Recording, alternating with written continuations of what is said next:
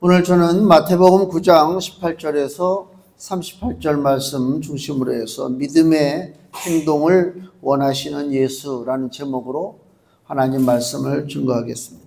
오늘 읽은 본문은 그 어려움을 겪는 사람들이 등장을 하죠.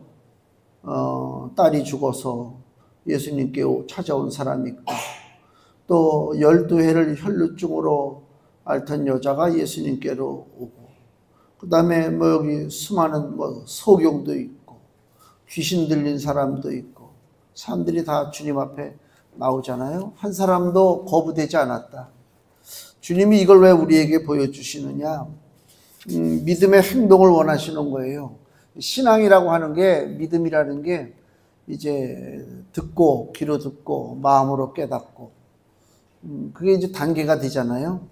근데 대체적으로 많은 사람들이 귀로 듣고 마음으로도 다 깨닫는지 모르겠어.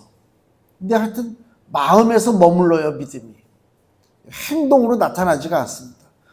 그러면 또 그럴 거야. 아니, 교회 와서 헌신하고 봉사하고 헌금도 드리고 그러는데 무슨 행동으로 나타나지 않느냐. 제가 얘기하는 행동은 무슨 교회 와서 무슨 헌금만이 하고 무슨 봉사만이 하고 그런 행위를 얘기하는 게 아니고요. 예수님 앞에 행동을 할 때에 믿음을 기반으로 내가 움직이고 있느냐.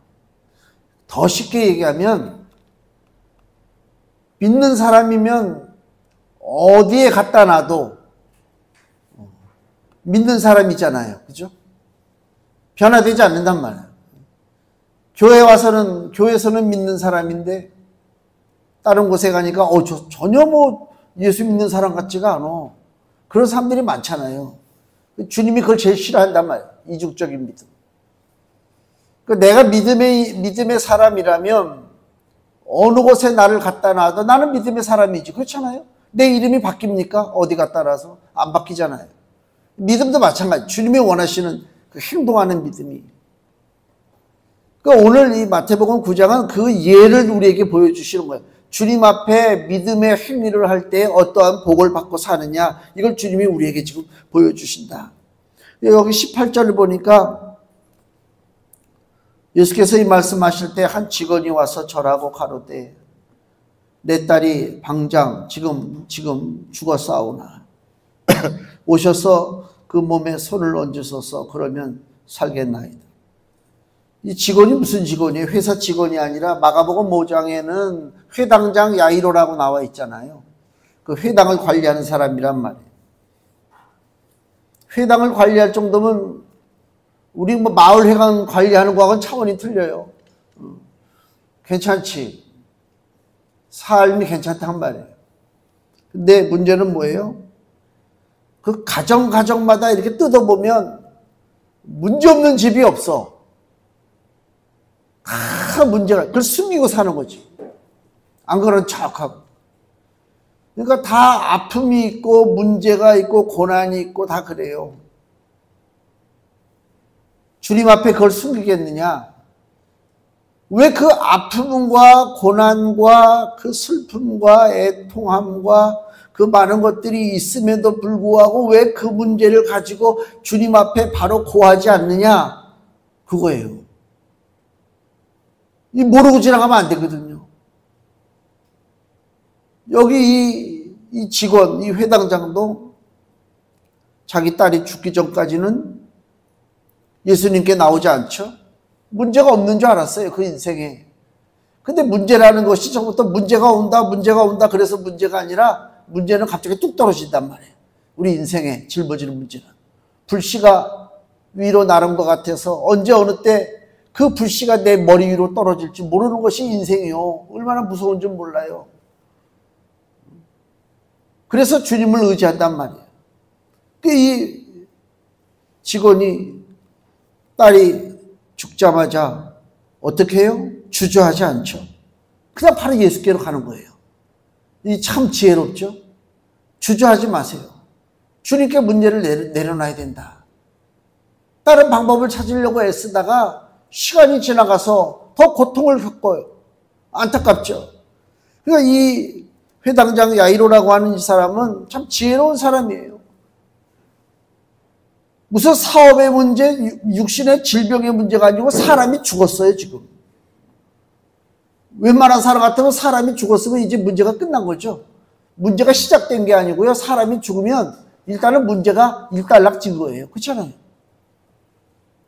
아, 죽었구나, 끝났구나, 이제 정리해야 되겠구나. 그래야 되잖아요. 근데 이 사람은 자기 딸이 죽었을 때에 그때부터 시작이야. 예수님은 찾아가잖아, 예수님을. 근데 예수님이요, 내가 찾아간다고 예수님을 만날 수 있는 게 아니죠. 왜? 그 넓은 땅덩어리에 예수님은 오늘도 복음을 가지고 이리저리 다니시고 계시는데 우리 집에서 문제가 생겼다고 해서 예수님, 그러면 예수님이 바로 옆에 계시냐 이거야, 그 당시에. 근데 다행히도 이 회당장의 딸이 죽었을 때에 회당장이 달려가서 만날 수 있는 거리에 예수님이 계셨다. 그게 행운이요, 행운. 우리는 지금 교회에 와서 예배 드리는 것이 얼마나 이게 정말 행운이고 행복이고 축복이고 은혜라고 하는 사실을 잠깐만 까먹을 때가 많아요. 우리 한동안 코로나 때문에 교회에 모이지 못했을 때에 방송으로만 예배를 드렸죠. 그러다가 다시 모이기 시작했어요. 얼마나 신나는지 몰라요. 몰라, 우리 성도들은 어떤 생각이, 나는 신나더라고. 몇 주 동안을 허공을 바라보며 말씀을 전하다가 교회로 모인다는 게 너무 놀라운 은혜와 복이죠. 예수님을 내가 만나고 싶다고 만나지는 게 아니지, 이 회당장이. 예수님이 멀리 계셨다면 딸이 죽었을 때 예수님을 찾아가다 끝나는 거 아닙니까? 시간이 벌써. 구약성경 이사야 55장을 보시면요, 이사야 55장 6절에 구약성경 1035페이지 이사야 55장 6절, 너희는 여호와를 만날 만한 때에 찾으라. 가까이 계실 때에 그를 부르라. 우리에게 오늘날 우리 하나님은 가까이 계십니까? 내가 가까이 계시는 하나님을 내가 찾습니까? 이 중요한 거잖아요. 우리 예수께서는요, 우리와 가까이 계시기 위해서 오신 하나님이 우리 예수님이요. 하나님이 우리와 가까이 하기를 원해요. 그래서 하나님이 이 땅에 누굴 보내주셨다고요? 하나님의 아들 예수를 보내주셨어요. 그래서 우리가 잘 알다시피 우리 마태복음 1장 23절에 보니까 처녀가 와서, 처녀가 아니라 천사가 와가지고 예수님 태어날 것을 예언하는 말씀이 나오죠. 마태복음 1장 23절에 보라, 처녀가 잉태하여 아들을 낳을 것이요 그 이름은 임마누엘이라 하리라 하셨으니 이를 번역한즉 하나님이 우리와 함께 계시다 함이라. 우리와 하나님이 함께 하기 위해서 이 땅에 오신 분이 누구라고요? 바로 예수 그리스도라, 그 얘기입니다. 그래서 마태복음 마지막이 28장이잖아요. 28장에도 예수님이 승천하시기 전에 제자들을 모아놓고 하시는 말씀이 마태복음 28장 19절, 그러므로 너희는 가서 모든 족속으로 제자를 삼아 아버지와 아들과 성령의 이름으로 세례를 주고 내가 너희에게 분부한 모든 것을 가르쳐 지키게 하라. 볼지어다 내가 세상 끝날까지 너희와 항상 함께 있으리라 하시니라. 아멘. 예수님의 약속이요, 항상 우리와 함께 한다. 얼마나 든든한지 몰라요. 예수님이 승천하시면서 제자들에게 야, 염려하지 마, 내가 너희와 함께 영원토록 같이 하겠다라고 하는 말씀을 주신 이유가 뭐예요? 그래, 예수님이 함께 하나보다, 그렇게 알고 넘어가라 소리가 아니고요, 예수님이 함께 하니까 우리는 어떻게 해요? 무슨 일이 있을 때마다 손을 뻗쳐서 예수님을 잡으면 된단 말이에요. 예수의 이름을 우리에게 주셨잖아요. 예수님의 이름으로 기도하고 예수의 손을 잡고 그렇게 나가야 된단 말이에요. 그러니까 지금 오늘 본문의 회당장 이야이로는 예수님을 쉽게 만났어요.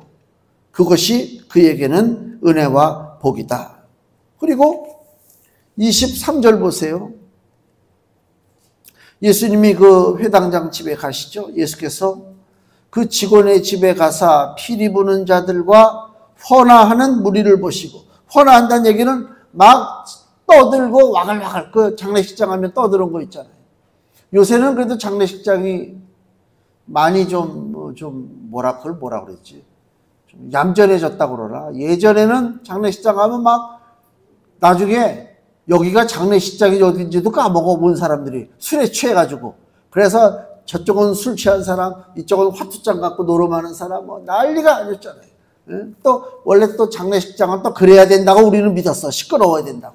근데 지금은 그런 건 사라졌는데, 2000년 전에 유대 땅에 사람이 죽었을 때에 어떠한 일들이 벌어지느냐? 피리 부는 자들과 시끄럽게 떠들고 울고 뭐 이러는 거 있잖아요.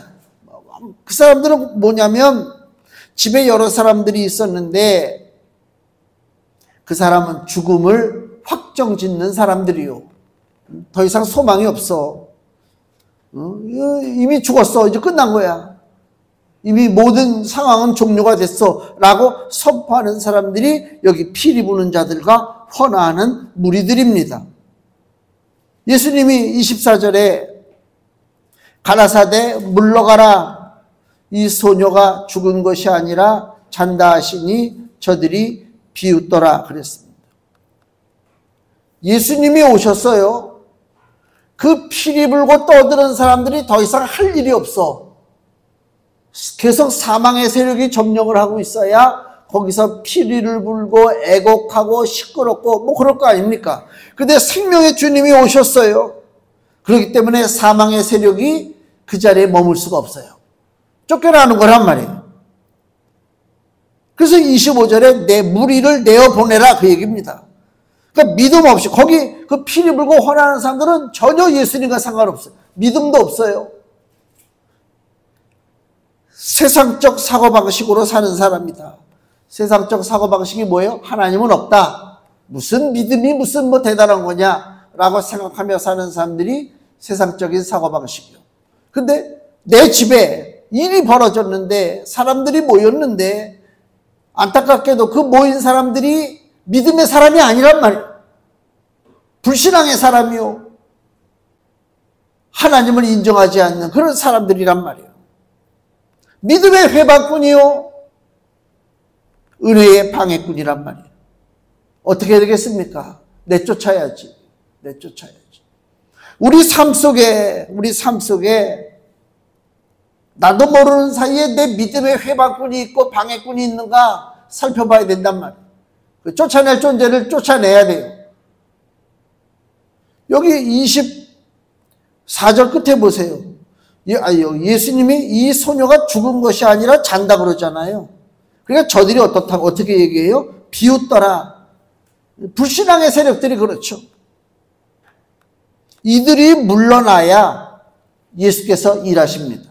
25절 무리를 내어보낸 후에 예수께서 들어가사 소녀의 손을 잡으심에 일어나는지. 우리 인생 속에 불신앙의 세력이 침투해 있다. 내 삶에 하나님이 주시려고 하는 은혜가 100이라면 숫자로 얘기해서 하나님이 우리에게 주시고자 하시는 은혜가 100인데 내 삶 속에 은혜의 회방꾼이 들어와서 같이 뒹굴고 있다면 하나님이 주시고자 하시는 은혜 그 100이라고 하는 은혜가 나에게 오겠느냐? 올 수가 없어요.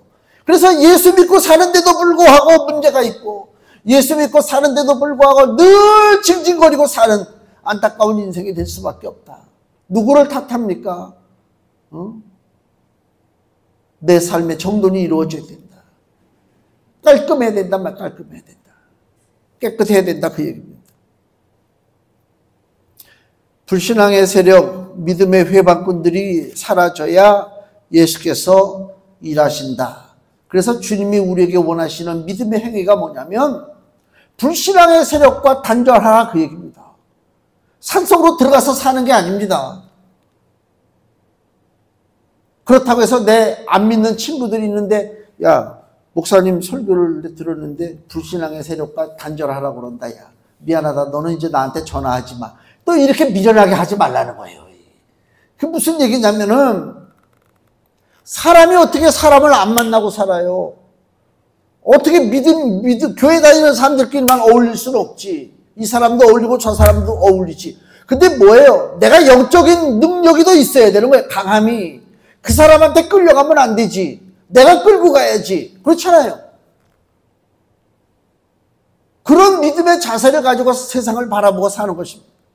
내 편을 만들라는 것입니다. 내가 당신 편이 되는 게 아니라 당신이 내 편이 되는 거야. 내가 세상 편이 되는 것이 아니라 세상이 믿음의 편이 되는 거다, 그 얘기입니다. 그래서 믿음의 용기를 가지고 행동하는 믿음입니다. 나를 감추지 마세요. 나를 감추지 마세요. 내 신분을 속이지 마세요. 하나님의 자녀인 것을 자랑스럽게 생각하고 하나님께 받은 직분을 소중하게 생각해서 나타내야 된단 말이에요. 주님이 원하시는 것이 그것입니다. 그리고 22절 보면요, 예수께서 돌이켜 그를 보시며 가라사대 따라 안심하라. 누가 등장했죠? 딸이. 지금 회당장 집에 가는 도중이요, 22절은. 근데 예수님이 돌이켜서 지금 봤어요. 왜 돌이켜서 봤어요? 뒤에서 옷을 잡았기 때문에. 그죠? 21절, 이는 제 마음에 그 겉옷만 만져도 구원을 받겠다. 마음으로 믿은 거예요. 그리고 그 여자가, 어떤 여자? 12해를 혈루증으로 고생하던 여자가 예수님의 옷자락을 잡았어요. 22절, 돌이켜 그를 보시며 가라사대 따라 안심하라. 내 믿음이 너를 구원하였다 하시니 여자가 그 시로 구원을 받으니라. 이 여자가 12해를 혈루증, 그 몹쓸 질병에 걸려서 고통을 당하다가 예수님을 만났는데, 예수님 나 좀 어떻게 고쳐주세요 라고 말하지 않았어요. 마음으로다가 뭐라고 생각했다고요? 내가 예수님의 겉옷만 만져도 내가 구원받겠다. 마음이요, 마음. 입으로 하는 거하고 마음하고 틀려요. 지금 이 성경에서 우리에게 뭘 가르쳐주고 있냐면, 말로만 떠들지 마. 액션이 있어야 돼. 마음으로 믿어서 손을 뻗쳐 잡는 거죠. 행동하는 거란 말이에요. 어떤 문제가 생겼어요. 나를 괴롭혀요. 아유, 이 문제 때문에 내가 골치 아파 죽겠다. 탄식하기 전에 어떻게 하라고요? 손을 뻗쳐 누굴 잡으라고? 예수님을 잡는 거예요. 먼저 기도해야 되지. 기도도 안 하고 예수님도 붙잡지도 않고 행동으로 액션을 취하지도 않고, 아이고 뭐 믿어봐야 무슨 뭐, 그런 얘기 하지 마세요. 그런 얘기 하지 마세요. 마치 제가 국민학교 때 태권도 배운다고 태권도복 맞춰서 그냥, 그때 국민학교 3학년 때인가 2학년 때인가 태권도장에 갔어요. 갔는데 너무 시시해. 왜 그러냐면 중국 영화를 봤었나 봐. 중국 무술하면 막 날아다니잖아요. 막 부시고. 태권도장 가니까 그런 게 하나도 없어. 그냥 샌드백 매달아 놓고 그건 뭐 이렇게. 그래갖고 내가 나는 이제 여기서 더 이상 배울 것이 없다. 그리고 내가 하산했어요. 그 뒤로 내가 태권도라고 하는 걸 해본 적이 없어. 응? 그럼 태권도가 시시해서 그렇습니까? 내가 바보지, 내가 바보지. 그거 조금만 더 믿음으로, 그죠? 그 자리에 머물고 액션을 취하고 배우면 되는데, 딱 그냥 오전에, 그 보면 그래도 판단은 빨랐던 것 같아. 나는 체질이 아니구나. 그리고 딱 접어서 그냥 집에 왔어. 믿음은 그렇게 하면 안 돼요. 이거 아무것도 아니네. 아유, 뭐 교회 가서 뭐 찬송하고 뭐 기도 좀 하는 것 같고, 설교 그냥 무슨 말인지 모르지만 설교 듣고 다시 집으로 오고, 이게 반복이야. 신앙은 뭐 별거 아니네. 그렇게 하는 것은 제가 태권도장 갔다가 오전에 있다가 온 거하고 똑같아. 매달리란 말에 매달려. 예수님 앞에 매달려 기도하고요. 말씀 붙잡고. 아이고, 얼마나 기가 막힌데. 하나님 역사하심이. 말로만 그럴듯하게 예수님 앞에 나가서 떠들어대는 게 그게 중요한 게 아니에요. 이 여자는요, 그냥 마음에 느낀 대로, 마음에 믿어지는 대로 그냥 예수님의 겉옷만 붙잡아도 되겠다고 하는 그 마음으로 행동을 취한 거예요. 살아있는 믿음이요. 그래서 예수님이 움직인 거예요. 행동을 통해서 한 번에 12년 동안 괴롭혔던 문제가 사라졌다. 말이 12년이지 12년 또 누가복음인가? 마가복음에 보면은 마가복음 5장에 동일한 사건이 나오는데 거기에는 더 자세하게 그 12년 동안 혈루병을 앓으면서 갖은 의원을 만나보고 돈을 썼지만 오히려 괴로움이 더했다라고 기록하고 있어요. 더 심해져 가고 있어요.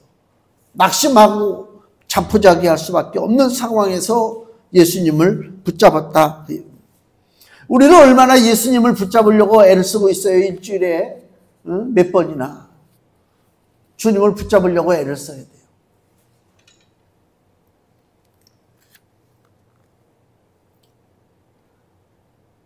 야고보서 1장 22절을 보면요, 히브리서 다음에 야고보서 1장 22절입니다. 너희는 도를 행하는 자가 되고, 도는 뭐예요? 믿음, 복음. 너희는 도를 행하는 자가 되고 듣기만 하여 자신을 속이는 자가 되지 말라. 행동이 없으면 자기를 속이는 거다, 그 얘기입니다. 우리가 설교를 듣잖아요. 근데 한 주간 동안에 그 말씀하고 부닥치는 일도 없고, 말씀으로 고민하는 일도 없고, 나는 왜 말씀대로 안 될까라고 하는 그 안타까움도 없이 그냥 살다가 왔다. 복음, 도를 듣기만 하는 거예요. 듣기만 한단 말입니다. 그러니까 행동이 없는 거예요. 스스로 착각하는 거예요. 마치 믿음이 있다고 착각한다니까. 믿음이 없어요. 믿음이 없어요. 착각하면 사면 안 된단 말이에요. 제가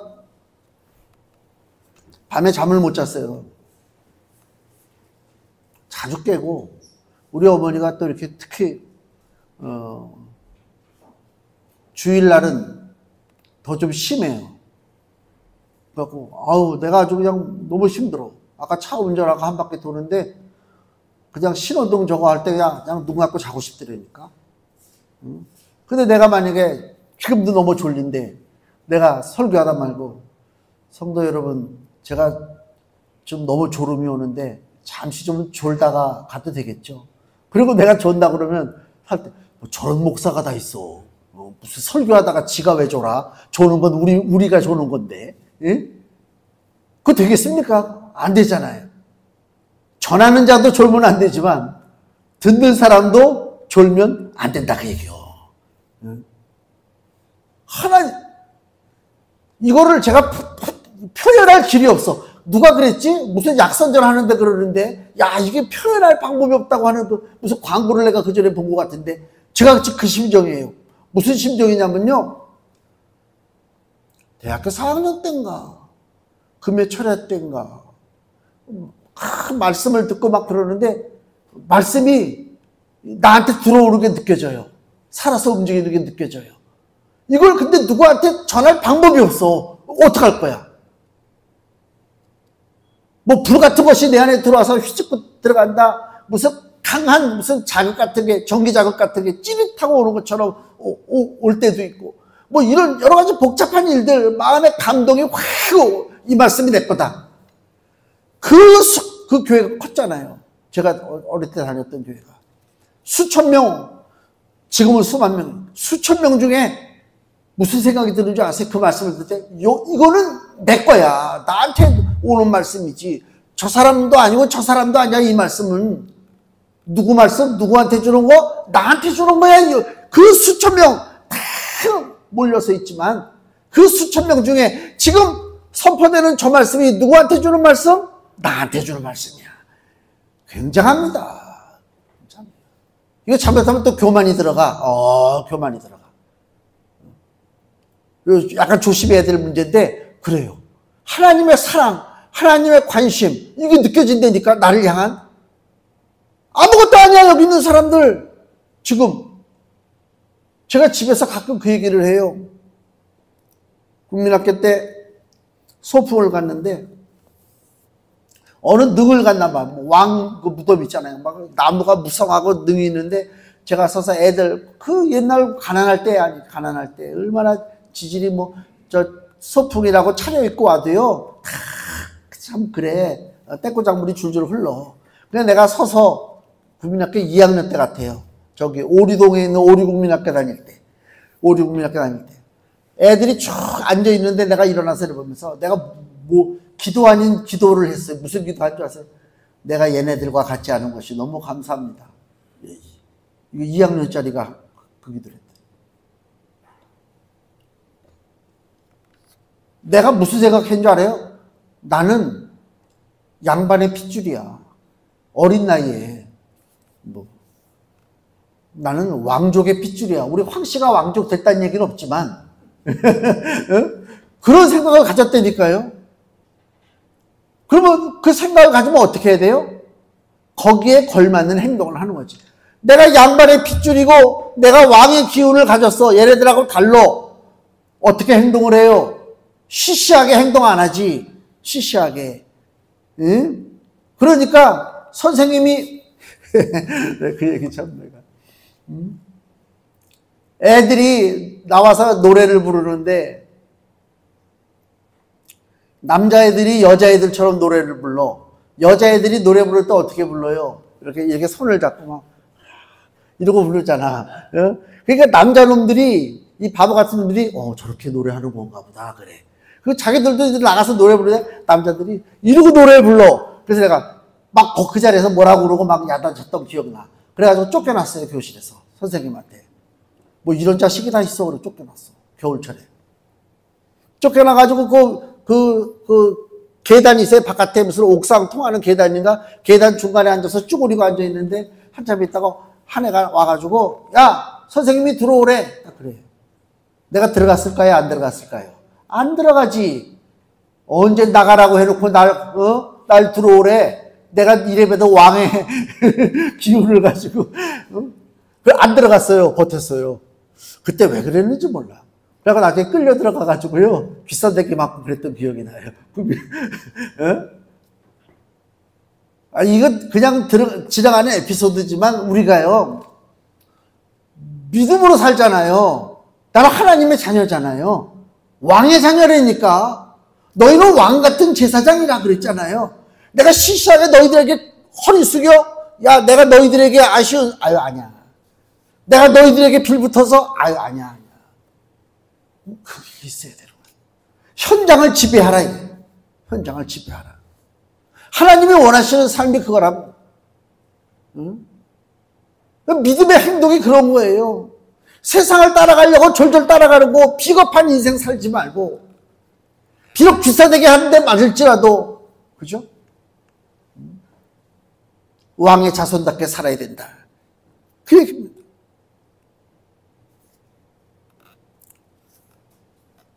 로마서 2장 6절을 보세요. 로마서 2장 6절에서 10절 말씀을 제가 읽겠습니다. 잘 보세요. 로마서 2장 6절에서 10절입니다. 너희도 그들 중에 있어 예수 그리스도의 것으로 부르심을 입은 자니라. 로마에서 하나님의 사랑하심을 입고 성도로 부르심을 입은 모든 자에게 하나님 우리 아버지와 주 예수 그리스도로 쫓아 은혜와 평강이 있기를 원하노라. 첫째는 내가 예수 그리스도로 말미암아 너희 모든 사람을 인하여 내 하나님께 감사함은 너희 믿음이 온 세상에 전파됨이로다. 믿음이 전파됐대요. 내가 그의 아들의 복음 안에서 내 심령으로 섬기는 하나님이 나의 증인이 되시거니와 항상 내 기도에 쉬지 않고 너희를 말하며 어떠하든지 이제 하나님의 뜻 안에서 너희에게로 나아갈 좋은 길 얻기를 구하노라. 아멘. 믿음에 대한 얘기를 칭찬했죠. 여기 다시 8절 보세요. 첫째는 내가 여기 로마서 1장 8절 첫째는 내가 예수 그리스도를 말미암아 너희 모든 사람을 인하여 내 하나님께 감사함은 너희 믿음이 온 세상에 전파됩니다. 칭찬받을 만한 믿음이죠. 사도 바울이 자랑할 만한 믿음이에요. 그래서 쉬지 않고 그 로마에 있는 성도들을 위해서 기도해요. 기도하는데 다시 여기 보면 로마서 2장 10절 로마서 2장 10절 선을 행하는 각 사람에게는 영광과 존귀와 평강이 있으리니 첫째는 유대인에게요 또한 헬라인에게라. 선을 행한다는 게 뭐예요? 착한 일 돌아다니면서 남 도와주고 착한 일 쓰레기 줍고 그게 아니요. 하나님의 뜻 가운데 주님이 원하는 믿음의 행위를 하는 거예요. 선을 행하는 자에게 영광과 존귀와 평강이 있다 그 얘기입니다. 믿음의 행위대로 하나님께서 복을 주신단 말이에요. 그러니까 마음으로 생각으로만 믿는 건 아무 의미가 없어요. 생각으로 믿는 건. 그러니까 오늘 여기 마태복음 본문에도 보면 인생이 고난의 연속인 것이 나오잖아요. 여기 27절에 보니까 두 소경이 나오죠. 예수님을 따라오면서 막 불쌍히 여겨달라고 그러잖아요. 고침받죠. 32절 보세요. 귀신 들린 자가 또 나오잖아요. 벙어리 돼서. 귀신 들려 벙어리 된 자. 고쳐주시죠. 또 35절 보세요. 예수께서 모든 성과 촌에 두루다니사 저희 회당에서 가르치시며 천국 복음을 전파하시며 모든 병과 모든 약한 것을 고치시니라. 주님이 다 일일이 고치셔요. 소경, 그 다음에 귀신 들린 자, 막 각종 병에 시달리는 사람들, 주님이 다 그들을 고쳐주셔요. 그러면서 뭐라고 그들의 상태를 설명하느냐? 36절. 무리를 보시고 민망히 여기시니 이는 저희가 목자 없는 양과 같이 고생하며 유리합니다. 목자 없는 양이래요. 우리 인생은요, 고난을 피할 수가 없어요. 그래서 예수님이 우리를 보실 때 어떤 마음으로 보셔요? 목자 없는 양이야. 목자 없는 양은 뭐예요? 늑대 밥이지. 그렇잖아요. 길을 찾아갈 수가 없잖아요. 보호받지 못하는 이 목자 없는 양과 같은 인생들, 그들에게 해결책이 있어요. 어떤 게 해결책이냐? 선한 목자를 만나면 되지. 그렇죠? 목자를 잃어버렸으니까 선한 목자, 생명의 목자, 우리 주 예수 그리스도를 만나면 된단 말입니다. 근데 안타깝게도 고난받는 인생이요, 스스로 예수님 못 찾아와요. 우리가 스스로 예수님 찾아온 것 같죠? 천만의 말씀이요. 주님이 불러주신 거예요. 아니면 또 다른 사람이 나보다 먼저 주님의 부르심 받은 그 귀한 일꾼이 나를 전도한 거예요. 그렇지 않습니까? 내가 스스로 왔다? 그건 있을 수 없는 일입니다. 그러면은 이 목자 없는 양과 같이 길을 잃고 헤매는 이 양들에게 선한 목자를 만나게 해줘야 되는데 스스로는 못 만나. 그럼 어떻게 돼요? 일꾼이 있어야 돼요. 일꾼이. 그래서 37절 예, 제자들에게 이르시되 추수할 것은 많되 일꾼이 적으니 그러므로 추수하는 주인에게 청하여 추수할 일꾼들을 보내어 주소서 하라 하신지라. 추수할 일꾼이 뭐예요? 복음을 전하는 사람들이요. 우리들이란 말이에요. 우리들. 복음을 전하는 우리들. 예? 그러니까 우리들이 그 길을 잃고 헤매는 목자 없는 양과 같은 사람들에게 우리가 선한 목자를 연결시켜 줄 책임이 있다. 책임이 있다는 것입니다. 로마서 10장 13절에서 14절 말씀을 보세요. 로마서 10장 13절에서 14절입니다. 누구든지 주의 이름을 부르는 자는 구원을 얻으리라. 그런즉 저희가 믿지 아니하는 일을 어찌 부르리요. 예수를 부르면 구원받는데 믿지도 않는데 어떻게 예수의 이름을 부르냐 그 얘기입니다. 예수의 이름을 어찌 부르리요. 듣지도 못한 일을, 예수의 이름을 들어본 적도 없어 어찌 믿으리요. 전파하는 자가 없이 어찌 들으리요. 전해주는 자가 이렇게 소중합니다. 로마서 10장 15절이 금주 말씀입니다. 로마서 10장 15절 우리 같이 읽겠습니다. 보내심을 받지 아니하였으면 어찌 전파하리요. 기록된 바 아름답도다 좋은 소식을 전하는 자들의 발이여 함과 같으니라. 아멘. 좋은 소식을 전하는 자들의 발이 어떻다고요? 아름답대요. 아름답다는 얘기가 뭐예요? 발이 아름답다는 얘기가 뭐예요? 좋은 신발 신었어? 깨끗하게 잘 씻어서? 아니요. 좋은 소식을 전하는 자들의 발이 아름답다는 얘기는 하나님께서 좋은 소식을 전하는 일꾼들의 그 발걸음을 인도하시고 복되게 이끌어 주신다, 그 얘기입니다. 우리는 하나님께서 원하시는 귀한 믿음의 행동을 해야 됩니다.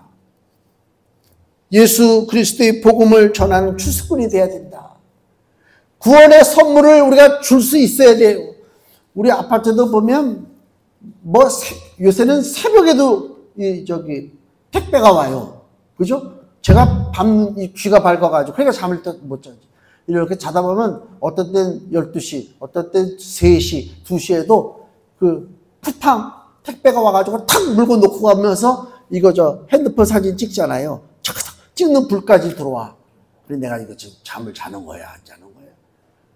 택배기사 소중하죠. 아무리 내가 좋은 것을 시켰어. 급해가지고. 택배기사가 이상한 택배기사를 만나가지고 우리 집 주소도 제대로 찾지도 못하고 엉뚱한 데다. 그 전에 고추 샀을 때 뭐 그랬어요. 엉뚱한 동에다 갖다 놔가지고 이리저리 헤매고 놀아다닌 적이 있었다고. 택배기사를 잘 만나야 좋은 그 선물, 좋은 것이 나에게 흔들림 없이 바로 찾아오잖아요.